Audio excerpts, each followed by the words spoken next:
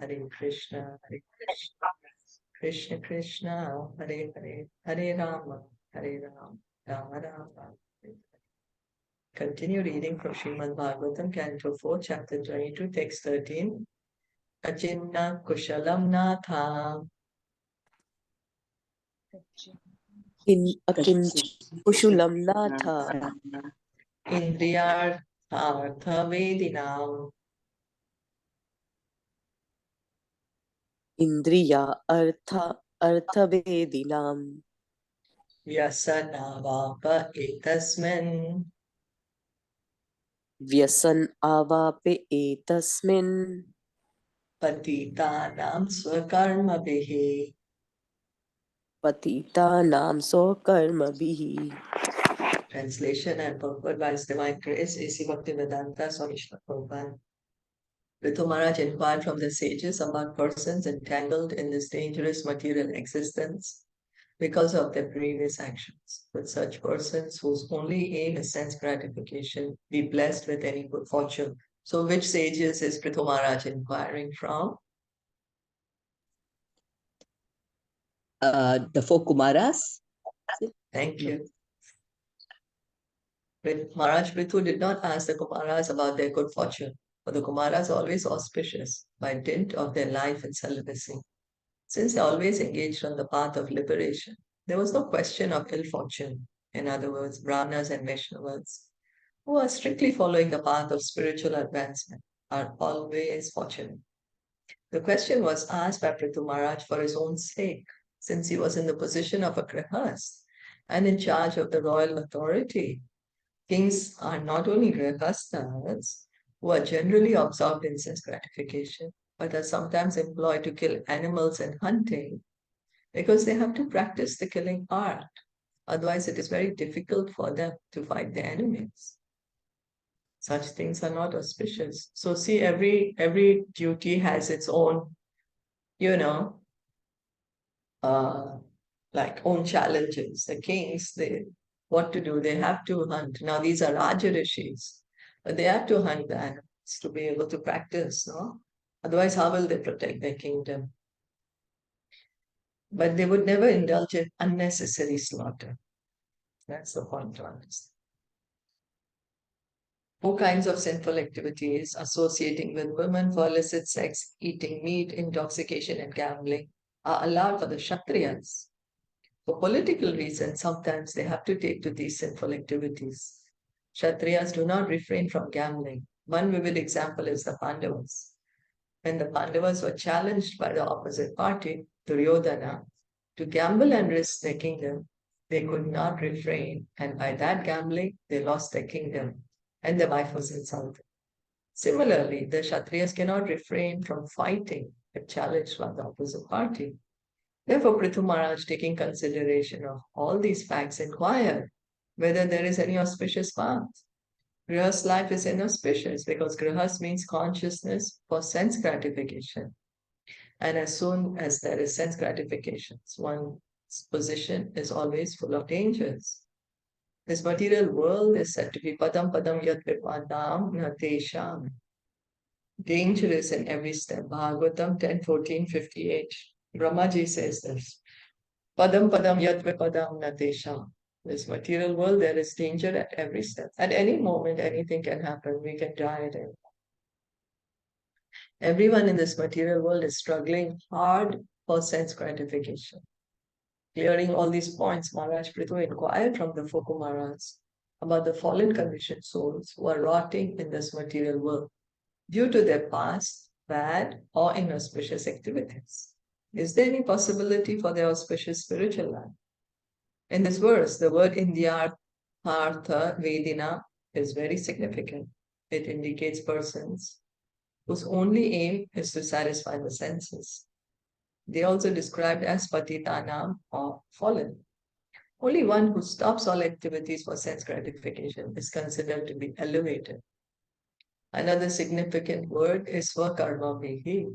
One becomes fallen by dint of his own past bad activities.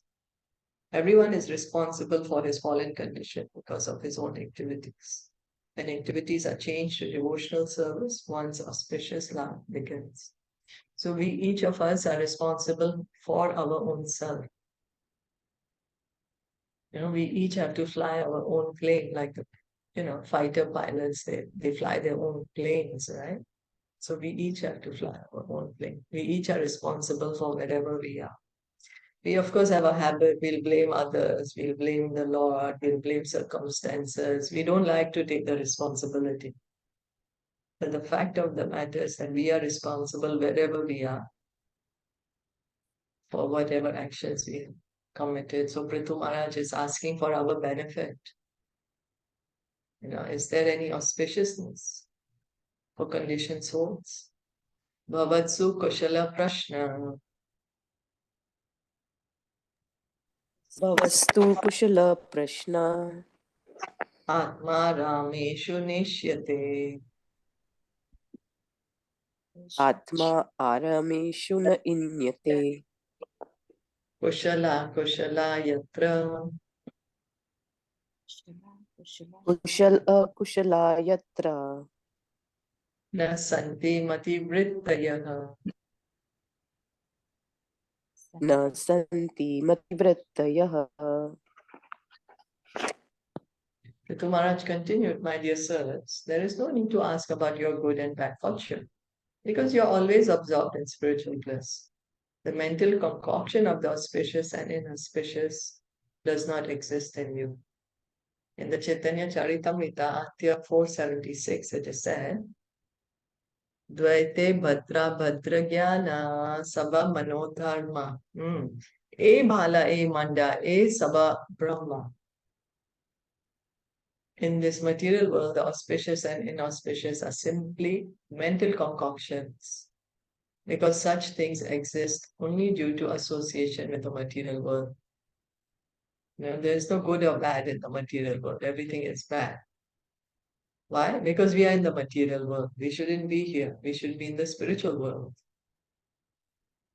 This is called illusion or Atma Maya. We think ourselves created by material nature, exactly as we think ourselves experiencing so many things in a dream. Yeah, we are thinking we are the bodies, no? We are thinking we are material. So this is the inauspicious condition that we are in, because we are not able to understand our position as spirit souls, parts and parcels of Krishna. The spirit soul, however, is always transcendental. There's no question of becoming materially covered. This covering is simply something like a hallucination or a dream. In Bhagavad Gita 2.62, it is also said, Sangat Sanjayate Kam. Simply by association, we create artificial material necessities. Dhyayata Vishayan Pumsa Sangas Teshu Pajayate. When we forget our real constitutional position and wish to enjoy the material resources, our material desires manifest, and we associate with varieties of material enjoyment. So this is our position. This material life is compared to a dream or a hallucination. It's not that we are not here, we are here, but we thinking we are the body, that's the dream. We are very much inside the body, but we thinking that we are the body, that's the dream. So we have to wake up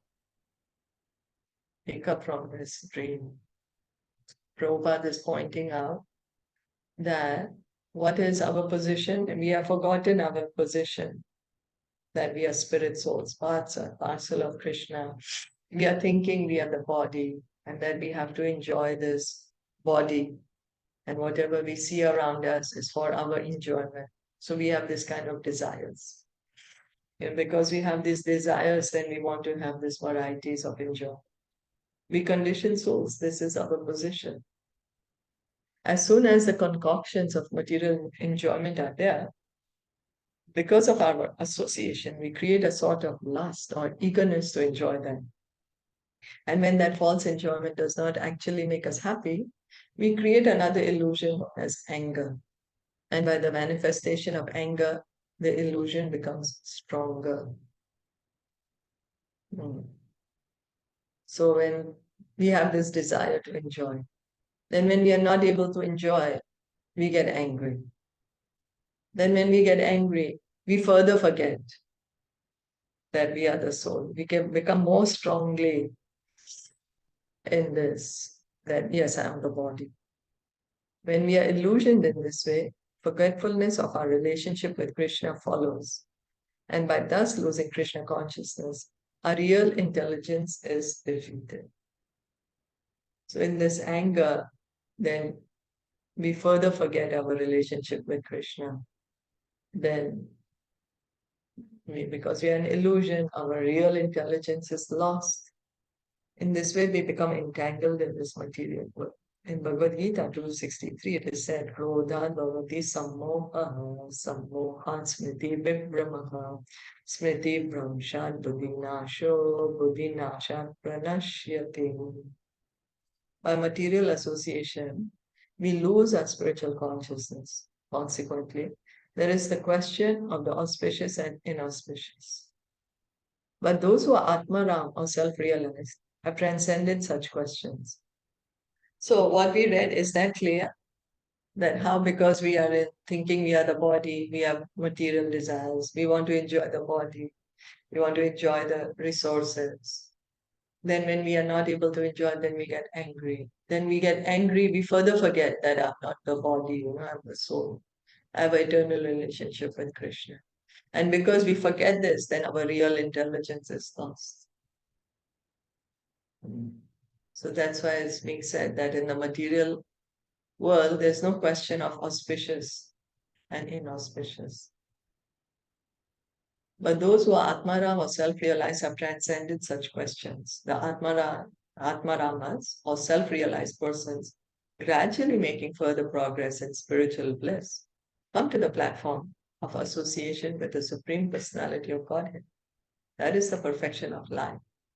In the beginning, the Kumāras were self-realized impersonalists, but gradually they became attracted to the personal pastimes of the Supreme Lord.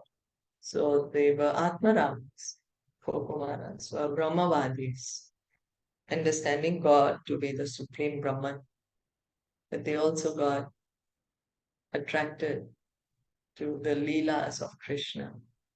The conclusion is that for those who are always engaged in the devotional service of the personality of Godhead, the duality of the auspicious and inauspicious does not arise.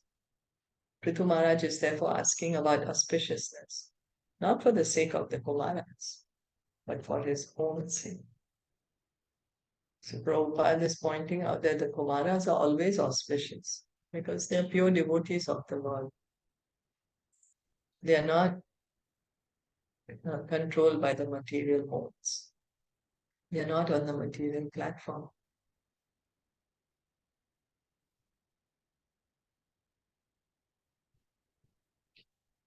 Tadaham krita vishrambha tad aham krit vrisham bha surido vastapasvinam Surido va tapasvinam samprache bhava etasmin samprache bhave etasmin shema kenanjasa bhave. Shema kena anjasa bhavet. I'm completely assured that personalities like you are the only friends for persons who are blazing in the fire of material existence. I therefore ask you how in this material world we can very soon achieve the ultimate goal of life. So Pṛthu Mahārāja is so kind.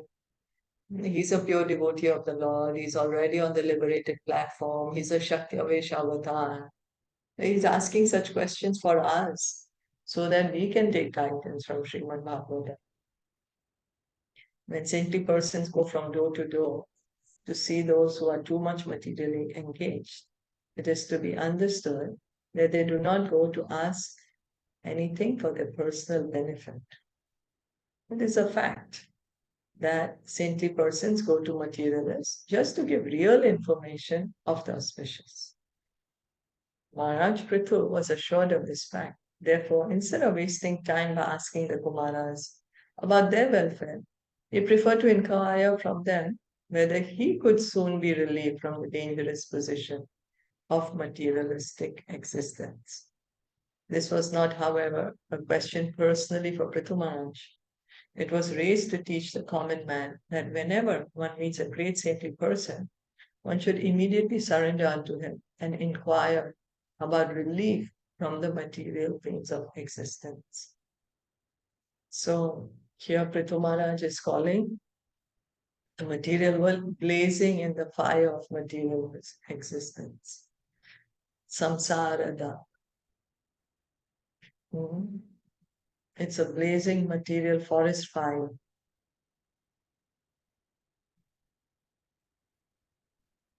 And then when we hear the Shikshastakam, the first word, very first, is already Cheto Darpanam Arjanam Bhavadavad.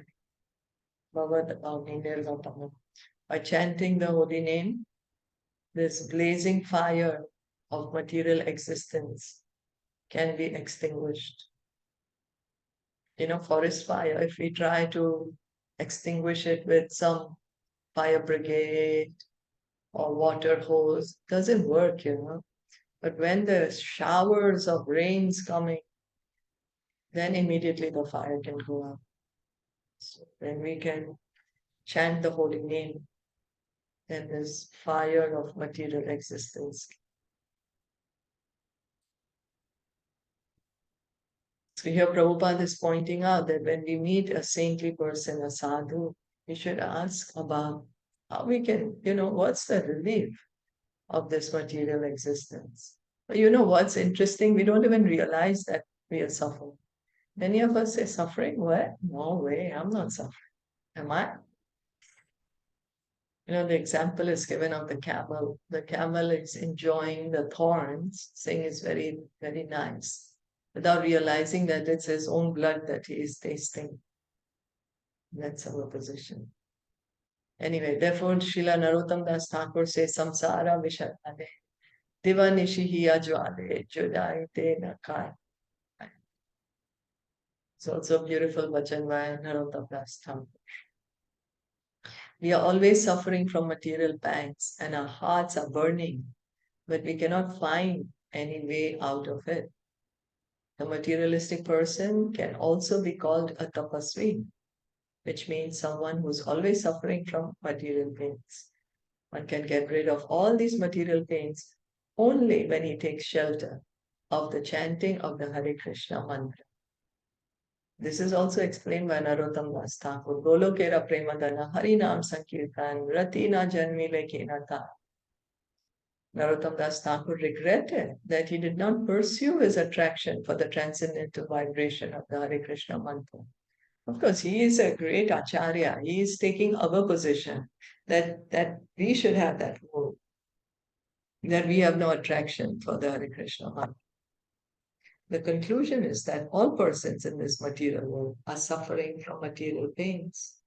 And if one wants to get rid of them, he must associate with saintly persons, pure devotees of the Lord, and chant the Maha Mantra, Hare Krishna, Krishna Krishna, Hare Hare, Hare Ram, Ram Ram, Hare Hare. That is the only auspicious way for materialistic persons.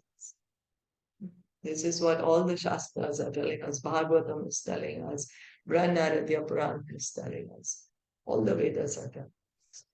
We want to extinguish this burning fire of material existence. Take up the chanting of the Hare Krishna mantra. Did anyone want to add anything? Any comments? Just that this is so beautiful. Like, it's really important and very well put. And that also by Pṛthu Mahārāja. Because he's just acting for setting an example for all of us, that no matter what situation is, or suffering is for everybody. Because we are in this material world. That's why. So suffering is for everybody. And then the best way, we should not waste our time. And the best way is to just start chanting and take the association. Yeah, Thank of you. the duties of Krishna. know, The association is very, very important also. yeah, thank you.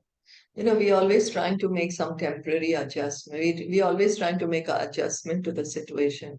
Then we adjust the situation and I'll be happy. Or I'll be happier. Then we adjust it. We may be successful, not may not, but then it's temporary. Very soon something else will come to bother us. Then that we might adjust. Then another thing will come to bother. Just like that's why it's called forest fire, blazing forest fire. Nobody starts the fire. Nobody wants to have a fire, but it just starts. Nobody purposely wants to have suffering. None of us. It just happens. That's the nature of the material world. So why did Krishna make it like that? Krishna wants us to suffer. Why? What's happening? Krishna wants Why is us it to like come to him. That's that's why right. put us here. Yes. Yes. Thank you. There was this very, very Thanks. beautiful from Hari Bhurijan Prabhu. He said the same thing, that sometimes we get so disappointed that why I am in this situation. But you should trust Krishna. He's your father. When you deserve a lollipop, he gives you that. But when you deserves a slap, that doesn't mean, because he's your father. So that means that that is best for you and for your bhakti at that time. So any situation you are put in, any situation, doesn't matter how bad or how good it is for your own good and for good for your bhakti. Especially he mentioned this word. So because he said that sometimes people say ki, I'm not getting the association of higher devotees, but that is not good for you at that time, because if you get that, then you will do some aparadh. So whatever condition you are in, whatever level you are in, wherever you are, that is the best for you, for your bhakti. Jay, thank you. Thank you so much for that.